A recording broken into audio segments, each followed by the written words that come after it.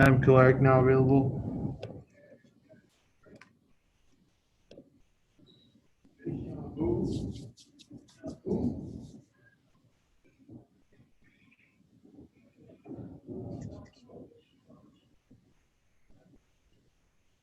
First questions from Alana Rizzo. Go ahead. How do you prepare over the course of the next 8 games just to make sure that you are where you want to be postseason ready, going quickly? You're right. Yeah, it's gonna be here before we know it.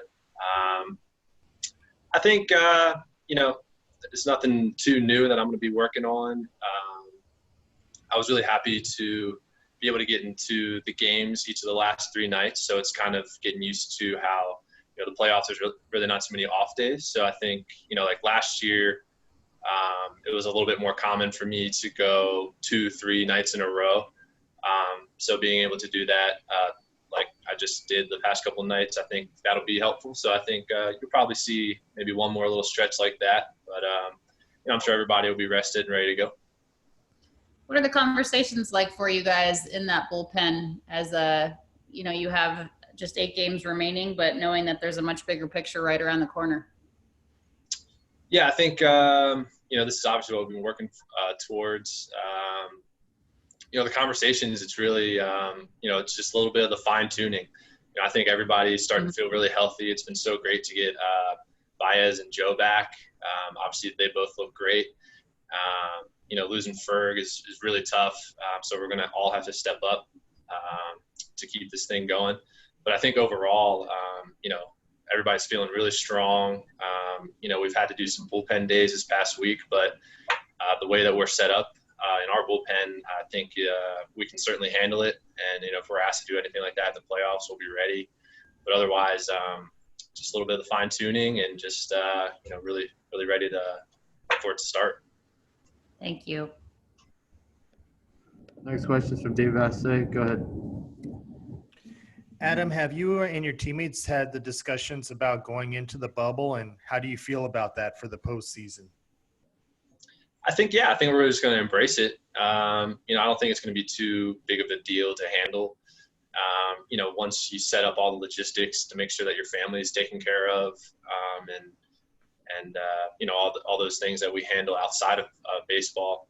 Once we're in there, I think it's just going to kind of be business as usual. It'll kind of just be like you're on a road trip just for an extended period of time. But I'm sure it'll be a good setup, and as far as the schedule, it shouldn't be too hard to get used to. So I really don't think it'll be too big of a deal. And honestly, I think once you're in it, it'll take a day or two, but we'll get used to it, and it'll probably run really smoothly.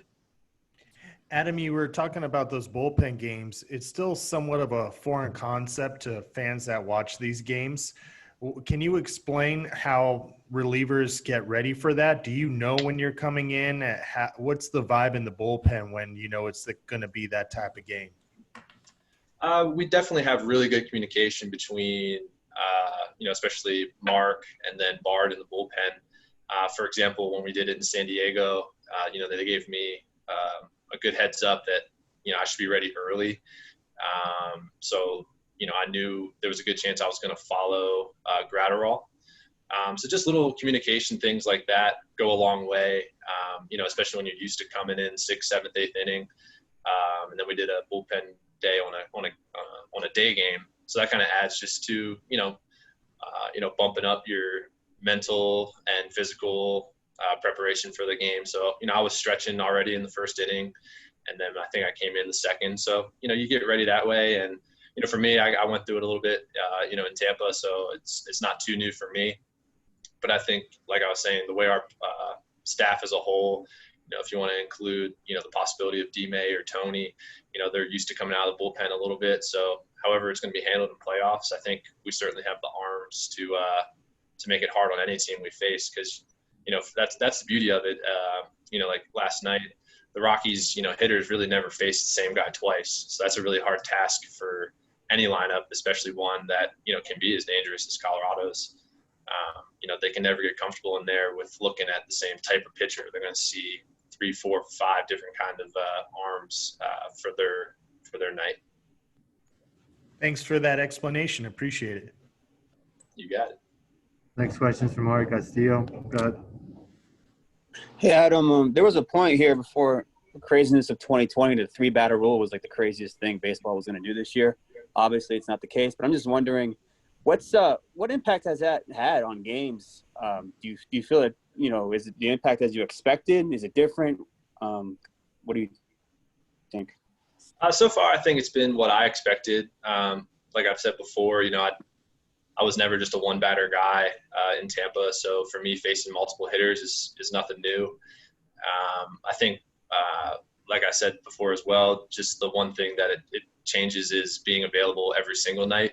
So, last night was my third night in a row pitching, but I think that's the first time I've done that this year. I think that may be the first time someone in our bullpen has done it this year. So I think that's just the main difference. So, you have to, it's obviously that's where a lot of the strategy comes in that, that we have to handle as far as, who's available that night to pitch. And, in the playoffs that might come into play just because there's not a ton of off days, during the series. Thank you. Next question is from JP Hornstra. Go ahead, JP. Hey, Adam, you mentioned how you pitched the second inning in one of those bullpen games. And I think it was the first game in San Diego where Dave mentioned to us that you might get the ninth inning depending on how the matchups lined up in that game. I'm wondering if there's something specific that you think makes you a more versatile pitcher than you were a year ago, or if the Dodgers just changed their approach. I think you're just seeing a little bit what can happen when you have bullpen games. We would, I think, a guy like Gratterall could easily throw the ninth inning, but he's going to throw the first sometimes. I think that's what makes us a dangerous team because we're, we've bought into this type of strategy, and we've bought into it where, you're going to be just as prepared in the second inning as you will in the ninth. And I think that goes a long way just mentally when you try to prepare, and you don't let the moment get too big. Because it's just if you have 3 outs to get, it shouldn't matter if it's the ninth inning or if it's the second inning. So I think that's something that I've learned along the way, and I feel comfortable whether it's the second or the ninth. So it's I can see from a fan perspective how ninth innings always appear to be more stressful or more important, but I think as a player it's important to realize that your job is the same. No matter what inning or situation you come into. You alluded to the similarity to Tampa Bay. Do you like the predictability of knowing you're going to face, like, say, Juan Soto every game, or is this kind of more fun for you? I think it's kind of this. It's not as different as it seems because, the way lineups are often, you as a reliever, you look at the lineups every day before the game starts, and I know where my little lane of a lineup I'll come in. So, for example, with Colorado, normally they'll bat, Tapia towards the top and then Blackman not too far. So I'll probably be in that range. And, in San Diego, just a few days ago, we kind of have a similar idea where their lefties are, and sometimes they'll be somewhat bunched up or go every other. So I know that that's probably where I'll jump in as far as coming into a game. So, it's a little easier when it's just, one guy, like how last year was in the playoffs for me, as far as just, all but guaranteed to know that I was going to face, just him. But it'll still be similar this year. If, the opportunity comes up again, it'll just include a few more batters. Well, thank you, Adam. Next question is from Kerry Osborne. Go ahead, Kerry. Adam, how often do you know that you're going to pitch that day before the game, and then how does that and how often are you like pitching on a whim? I think the way to go about it, and the way we go about it here, is we just have the mentality that you are going to pitch that night, because you can't just flip it on. You can't think that you're going to be down and have a day to recuperate or anything like that, and then try to turn it on in the seventh inning and get ready really fast to come in for a situation with runners on.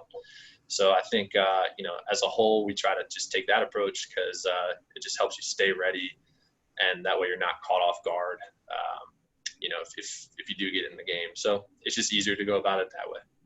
It's not that often that you have this many guys in a bullpen excelling. How much of that is a credit to game planning and strategy? Oh, it's huge. I think what we do so well here is every pitcher knows who they are. And what I mean by that is, they don't try to do something that, they've never done before, or that they don't feel confident in. I'm not going to go out there and all of a sudden, try to throw a bunch of sliders to right-handed hitters. I'm not going to try to throw a bunch of changeups to left-handed hitters. I have my specific plan of attack, and it gives you a lot of confidence knowing that all the research and all the work that the coaches especially put in to giving us our game plans. It's not just made up numbers. They do all the work, and when you have that kind of input, you feel really confident going into your matchups because you can't just be out there on the mound without a game plan and just hope that it works. We have a specific way we want to go about things, and that confidence allows you just to pitch freely and to pitch very very confidently. Got time for one more. Go ahead, Ron.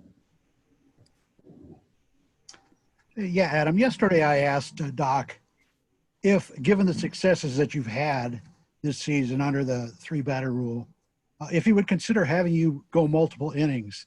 And he said that you've always been a lefty specialist, and that under the new rules, you're already getting more innings. With the increased number of bullpen games, would you like to go more innings than just one, or just to 2 or 3 batters, or 3-batter rule? That's a good question. I don't think, what a player wants is necessarily the most important thing. For me, I enjoy being available every single night. That's why last year when I became a Dodger and started really just coming in for one batter at times, it's just exciting. You know that there's most likely runners on base. You're most likely facing the best left-handed hitter in their lineup. So, that part of just the competitiveness, is really exciting. So I enjoy that aspect of it. So, I wouldn't say that I necessarily feel the need to throw multiple innings or show that I can be a long reliever of sorts. For me, I like being available every night because, it's just something I enjoy as a competitor. Thanks, Adam. Thanks, everybody.